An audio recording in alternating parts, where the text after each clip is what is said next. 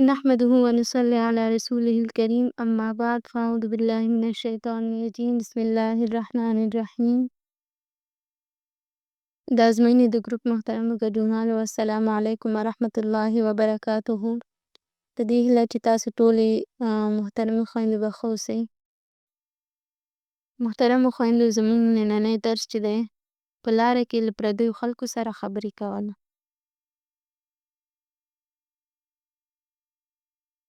وی یو له هغو اسبابو څخه چې هغه د یو مسلمان د سترګو د خرابېدو لامل کېږي هغه چې دی په لاره کې کېناستل دي او مجلس کول دي. رسول الله صلی الله علیه وسلم صحابه کرامو ته وفرمایل وی ایاکم والجلوس فی الطرقات.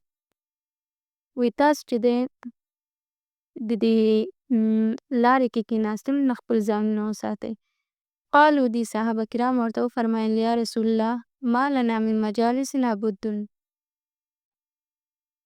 وی ای رسول الله وی موږ په دې لاره کې د مجلس کولو نه کومه چاره نه لرو.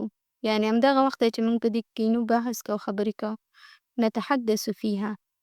فقال رسول الله صلی الله علیه وسلم وی رسول الله صلی الله علیه وسلم ورته وفرمایل فاذا ابیتم الا المجلس فاعطوا الطريق حقه. وی کله چې تاسو د دې کار نه انکار کوئ یعنې چې ضرور تاسو دا مجلسونه کوئ په لارو کې نو تاسو به یې لارې ته خپل حق ورکئ. نو د صحابه کرام ورته وفرمایل وما حق الطریق یا رسول الله. وی ای د الله تعالی پیغمبره د لارې حق څه دی؟ قال نو رسول الله صلی الله علیه وسلم وفرمایل غض البصر د سترګو ټیټول وکف الاذى او په لاره کې هغه د ضرر شیان لرې کول. مثلا چیرته یو شیشه وګوري هغه لرې کړي د چا لاس د چا خپه پې زخمي نه شي یا یو تیرس شی یا یو کاڼی داسې یو شی چې په هغې باندې خلکو ته ضرر رسېږي هغه شیان لرې کول. ورد السلام د سلام جواب ورکول. لارې کې تېرېږي یو څوک په تا سلام واچوي باید سلام ته جواب ورکړي. والامر بالمعروف والنهي عن المنکر. په نیکۍ باندې امر کول او د بدۍ نه منع کول. لارې کې مثلا روان یې د لمونځ وخت راغی نو خلک څوک چې در سره دي هغوی ته دا امر وکړه چې مثلا د لمونځ وخت دی باید لمونځ وکړو. لارې کې وګوري یو کس چې دی کوم د ګناه کار کوي نو هغه چې دی د دې کار نه یې منع کړه نو دا څه شو دا د لارې حق شو.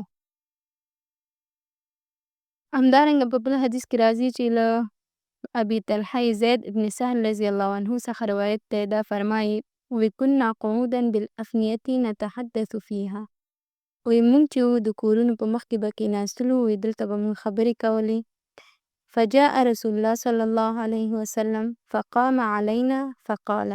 نو وی چې په همدې حالت کې وی نبی علیه السلام یو وخت راغله ودرېدل او مونږ ته یې وفرمایل ما لکم والمجالس السعودات کې یعنې تاسو څه کوئ دلته په لارې کې ولې مجلسونه کوئ؟ فقلنا انا قعدنا لغیر ما بأس.